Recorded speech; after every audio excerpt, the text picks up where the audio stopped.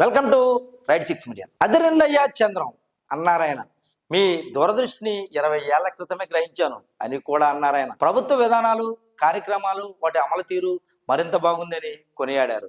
ఇంతకీ అలా అన్నది ఎవరు అనుకుంటున్నారా?